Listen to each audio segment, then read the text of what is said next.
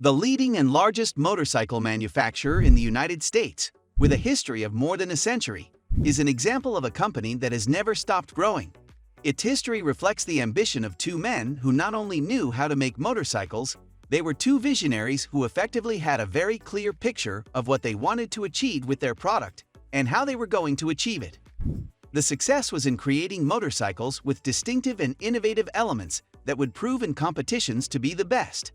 This would be the formula with which the company would achieve from the beginning to position itself at the top of the minds of motorcycle enthusiasts, achieving a large number of victories in different types of competition throughout its history.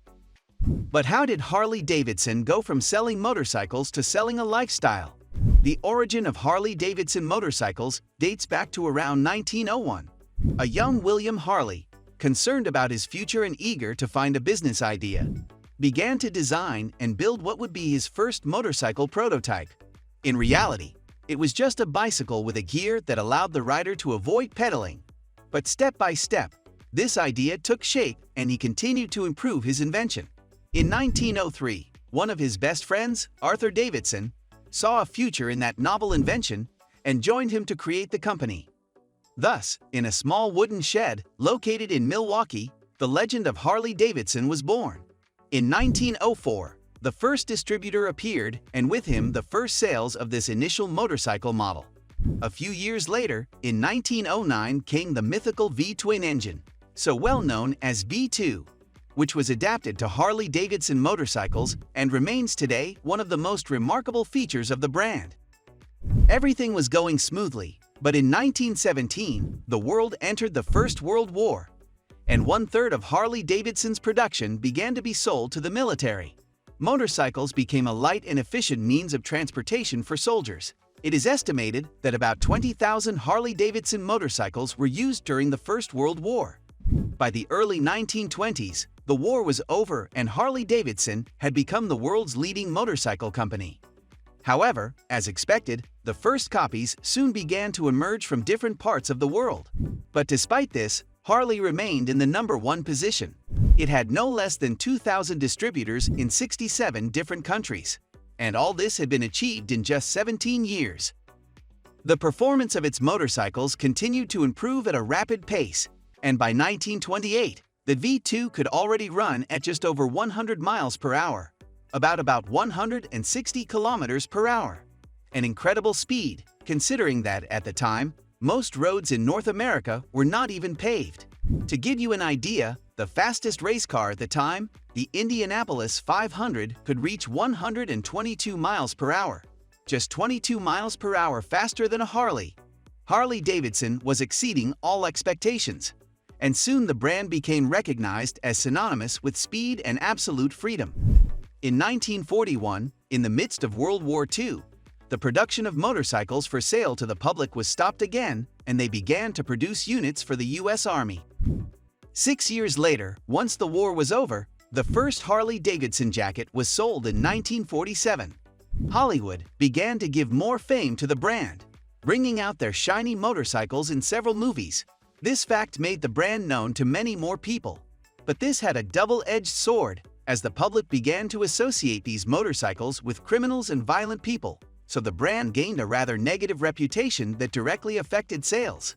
In 1954, they had their first major setback when they were accused of restrictive trade practices when they tried to impose tariffs on imported motorcycles in the United States, mainly from Japan, as these were much cheaper and were taking away part of the market. This action was perceived very negatively by American society as it was a direct attack on free market rights. Gradually, the company's revenues declined, and by 1969, Harley Davidson was practically bankrupt. The company's managers were desperate to find a possible solution that would save their company. So they soon agreed to the purchase of the company by AMF, an American sports brand that was dedicated to marketing different sports products. Unfortunately, this new company had no idea about motorcycles, so the decision-making was not right. Instead of focusing on the product, they focused on improving profit margins and changed several basic features using cheaper materials and parts. The quality of the new Harleys was dismal and loyal customers soon took notice. This led to the fame and name of the brand, which had taken so many years to build up, collapsing completely in the early 1970s. The prestige enjoyed by their motorcycles was now a thing of the past, and the idea of selling the AMF company had been an unfortunate decision that only served to bankrupt the company even faster. They lost their leadership and left the way clear for Japanese motorcycle brands like Honda and Kawasaki. In the company's management, including William Davidson, the founder's grandson, decided to make an important decision: to buy the company back from AMF and take over its management again. It was the last chance they had left to revive the company because they understood that only Harley Davidson was capable of saving Harley Davidson. No one else could recover that magical essence that the brand had had years ago. They needed that atmosphere of freedom, speed, and authenticity to return. And it wasn't going to work if other people outside the motorcycle world were making the decisions. At that very moment, their saying, "The eagle soars alone," took on full meaning for the company. Once recovered, the management made several decisions based on what they had learned during those moments of crisis. All the success, name, and fame the brand had achieved during its past years was due to a single factor: its customers. The Harley Davidson owners were the company's most valuable asset.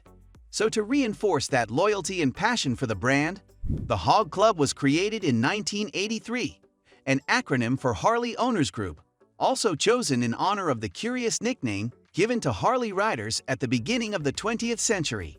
Harley's new idea was incredibly successful, as it made the owners of these motorcycles feel part of a group, in addition to receiving many other advantages with membership. Soon, the symbolism of freedom, power, and expression was again linked to the brand, and sales went through the roof. Harley was crowned from that moment on as a cult brand around the world. But it was not an easy road. Reaching that status took many years and stumbles, but above all, a large dose of authenticity and distinctive characteristics. Cult brands like Harley Davidson arise because there are people who want to feel identified with their values and principles, and also have to transmit that they are different from the rest. What makes Harleys truly unique is precisely their singularity that is contagious to the people who ride their motorcycles. Harley has understood perfection, which is what makes it special, and that is their consumers. They don't sell motorcycles, they sell the Harley experience, and the only way to join a group of free and unique people is to buy a Harley motorcycle. There is no other motorcycle manufacturer in the world that offers the same, so it is simply unique and has gigantic barriers to entry. Harley Davidson has gradually become a living legend in which each of his creations, rather than being simple motorcycles, have become cult objects that have given way to a whole movement of fans and lovers of the brand, more and more large. Thanks for watching. See you in the next video.